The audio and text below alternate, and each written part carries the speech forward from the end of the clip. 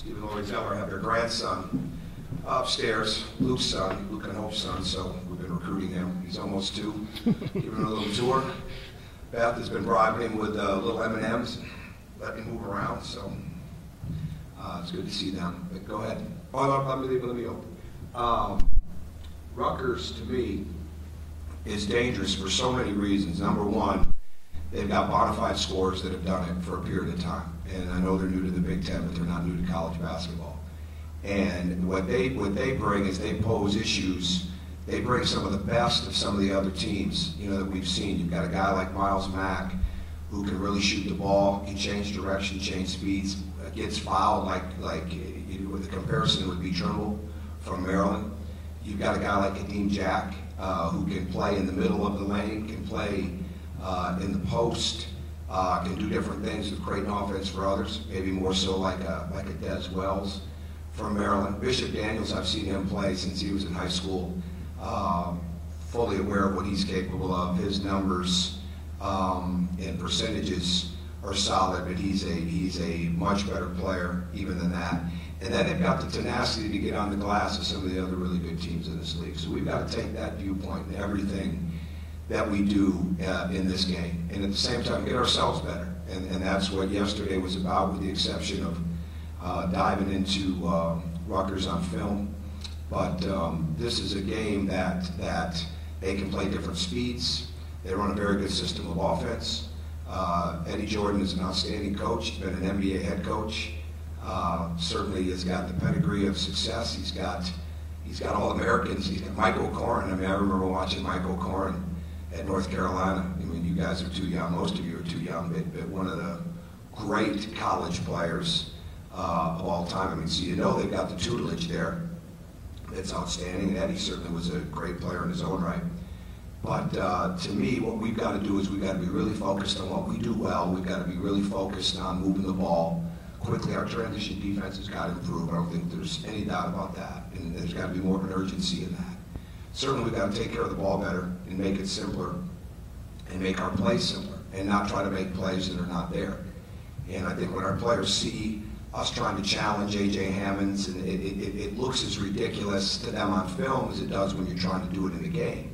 When you're driving the ball like Yogi does and keeping the drive alive and moving people around, then we're playing better. So we can get better on both sides of the ball. We will. JD pointed out we played more road games than anybody else to this point in the Big Ten. I know we're getting ready to go on the road again next week, but you just have to continue to move forward in everything that you do in this league. And when you win, you got to learn from that. When you lose, you got to learn from that. And that's a sign of a very good team, when you can continue to learn from those areas. And we've got to continue to build a hunger that allows us to do that and allows us to make progress and continue to move forward into whatever the next challenge is. And Rutgers is for us. So go ahead. Pete. Well, obviously there's issues at Purdue. One of them was not rebounding, even though they against a bigger team without rebounding. Can you talk about that? And that level of effort, if it can be translated to the defense, would give you a lot of offense. You mean defensive rebounding? No, defense in general. The energy you showed in rebounding, if that energy translates to your interior defense. Oh, yeah, absolutely. Yeah, we've got to do a better job. The size is what it is, so we've got to do a better job with ball pressure. We've got to do a better job with deflections, being active, discouraging passes in. And what we wanted to do was make the touches into the post. We knew there's going to be catches that make them harder, and at times we did. And we have to mix our defenses, even when we're man. We have to mix that, and sometimes certainly we're playing man, and then we jump zone based on a play or based on a decision that we've made. We've got to be active and alert. And then when that shot goes up, we've got to be tremendous at getting everybody inside of the paint. Well, the flip side is defensively, you can't have everybody inside of the paint when you're in half-court defense because people shoot the three so well. And the last thing that we wanted to do was give up a bunch of open shots on the perimeter to the guys that could make those shots. They did a very good job of continuing to move the ball, and they got us, certainly in transition in some places like that. They got us on some drives.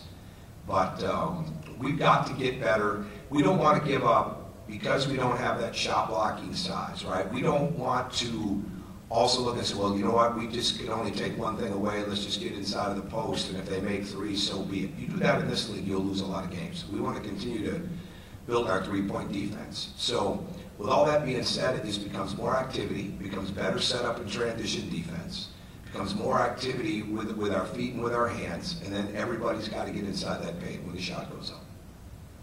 I guess as you watched Joe in the last two games, what did those two teams, Ohio State and Purdue, do to take you out of your offense? It didn't feel like you guys, I guess, struggle with the physicality so much as maybe you let it take you out of the offense. We didn't stay true to the simple principles, really, of just continuing to move the ball and cut and play.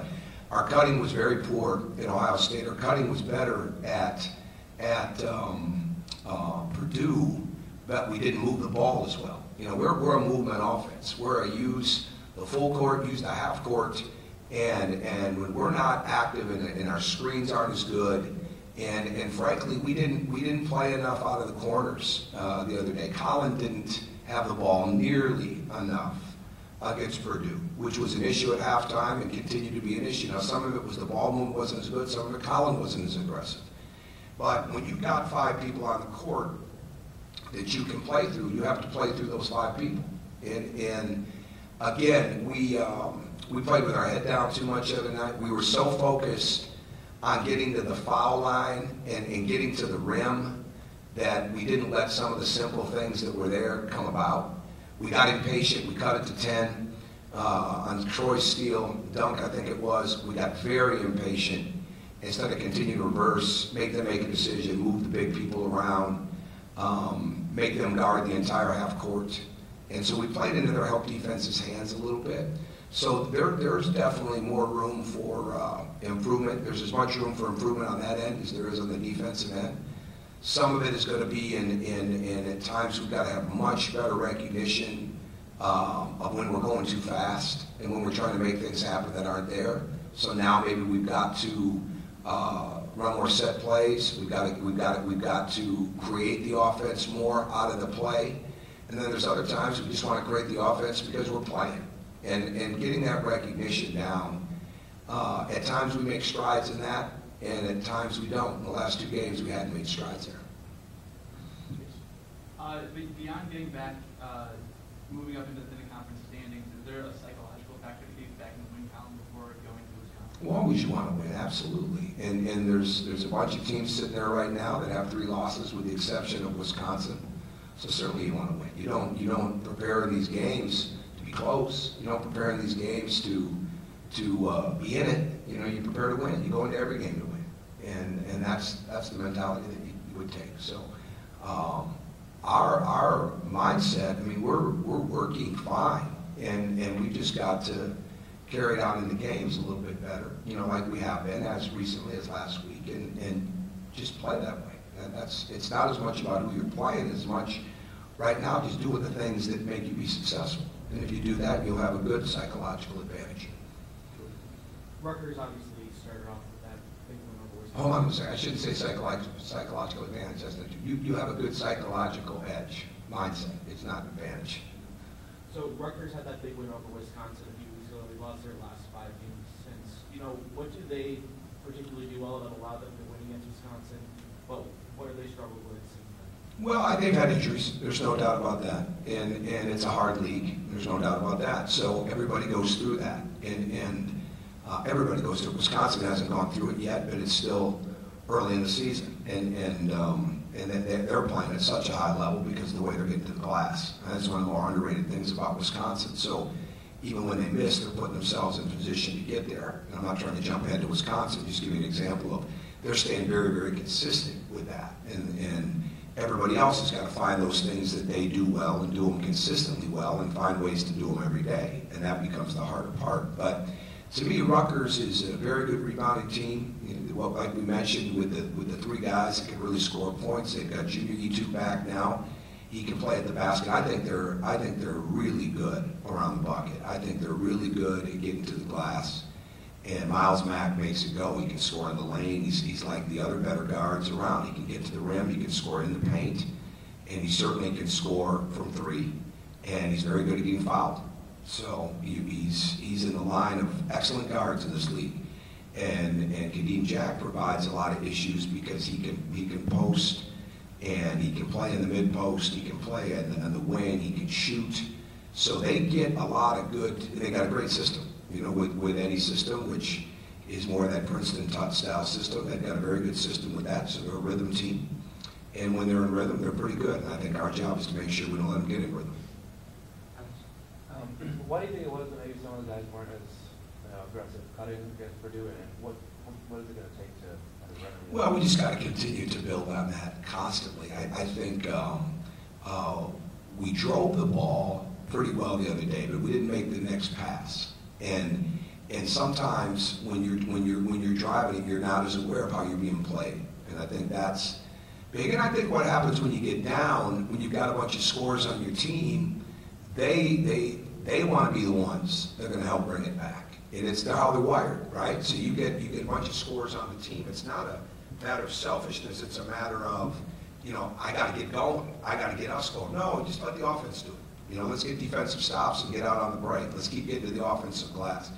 We missed numerous opportunities to make baskets when we got offensive rebounds. We've got to get better there. We thought we could get to the glass, and we did. We just didn't capitalize nearly as much. So it's just a matter of that continued awareness and let the offense and let the spacing do the work.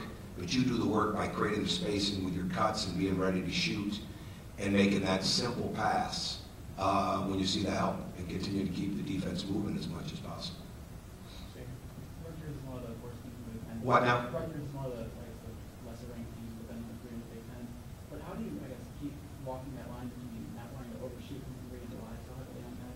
We just want to get good open shots and be ready to shoot, make the simple play. We don't put a number on the number of threes we're taking or anything like that. I don't even know what we're averaging 3-point wise right now. I should, but I don't. It doesn't make any difference to me as long as they're good shots. And we don't want to take quick, unless we're wide open on the break, we don't want to take quick first side ones. We want to get the ball through the paint, because I talk about it a lot. Well, it's true. Our numbers are really high when the ball touches the paint, whether it's man or zone or whatever somebody's running. So when the ball gets inside, and then things get good for us. So that's really what it all comes down to. We don't put a lot of stock in. We played Maryland. Their 3-point defense was pretty high, right? We made 15 threes. So it's not like you go into it with that mindset. You go into it more with, this is how we have to play for us to be successful. Now you will show what they try to take away, and you also try to show what you feel like you can get. But other than that, you just play. Yogi made a comment the other night about this team's playing soft, and I think he's speaking defensively. Is that maybe a message that this team's taking hard? Oh, I don't know. You have to ask him. I didn't see the comment, so I didn't read anything, really. I thought we could have played a lot more aggressive. I don't think there's any question about that. But I think they practice hard. I don't really have much more I could say about that. I didn't see it. Okay, last question. Tom, you've obviously talked about the league play more simple. Matt Painter said the same thing. Probably most coaches say the same thing. How hard is it, though, to get these guys to play simple, to not try to force things? You got to keep at it. You got to keep at it like anything else. We got some guys who can score points. But when we're moving the ball and playing through the paint and playing through the corners and getting reversed and back cutting and doing those kind of things, and really playing where we get in struggle sometimes, our cuts. Somebody asked, Alex asked about the offense. Our cuts weren't as quick and as fast. They weren't scoring cuts. Against Ohio State, we didn't make as many cuts, but you got to cut to score. Now, in the Purdue game, we did get some really good back cut opportunities. We didn't make every one of them, but we moved the ball better. Sometimes it's just that. It's just playing with your head up. It's playing with your head up, the open man cuts, and hit it. So I guess it is simple, but it's harder to do inside of the game, and because you do feel like you can beat your man, but you want to be in a situation where you really trust the offense best that you can. Mike, you have a question? Oh, just 7 teams all with 3 losses. It's just not differentiating itself. Well, it's early. I mean, what are we at? Halfway? Halfway point. Yeah, we're at the halfway point. So, I think it's just. I would look at it as the glass is half full. It's a pretty strong league, and it's really hard to win on the road. And we've got 2 road wins. I'm not sure everybody else is on that. I mean, we had to work real hard to get both of them. We're proud of both of them. It's very, very hard to win on the road, let alone to hold your home court. So it's a tremendous league. It doesn't get enough credit and the coaches are always speaking it, but it doesn't get enough credit maybe on the middle and bottom rung, but especially the bottom rung, because that bottom rung would not be a bottom rung in very many leagues, because people can beat people in this league because everybody's got things that they do well. There's very few teams that don't shoot the ball or have people on their team that can't shoot it pretty well. And, you know, we can score points in the paint. We're not necessarily scoring off the post. Most people are able to score it off the post right now, too. So it's a very balanced league, and with the exception of the way Wisconsin's playing right now. But like we said, it's halfway point. All right. Thank you. Yeah. Forgive me if I'm misunderstanding, but it sounded like, I guess, talking after Purdue about this team maybe needing to understand more about how its offense meets defense, that a good shot on offense also sets you up to be better against transition defense, also puts guys in positions to set up in the half court more quickly and be sturdier there. Do you think this team understands that well enough? Yeah, I don't know if that's the issue with our transition. I'm just not sure we just got to have that urgency that you have to have there. We had some quick shots, but I'm more concerned about our defense fueling the offense, you know, and getting us out in that area. And then no matter what happens, offensively, you've got to have great transition defense. You just have to. So and we're not a big take corner threes. Corner threes are usually, and we got some guys can take those, but corner threes are usually going to create some real defensive transition imbalance for your team getting back if you miss them. But bottom line, we just got to do a much better. Purdue was a very fast team, and there were times we didn't respond well to that. We're a fast team. We've got to keep making sure that we get defensive stops so that we can get out in transition. But again, some of our shots the other day were quick, but a lot of times they go in. The issues with the shots when you're trying to challenge a shot blocker, when you can keep the ball moving and get a better shot. I just driving them and moving them, and when we did that, we didn't make all the shots, but we had success with good looks. And when we tried to take them on, that's not a very smart play. And that's something I'd like to see us grow on pretty quick. So, all right, thanks.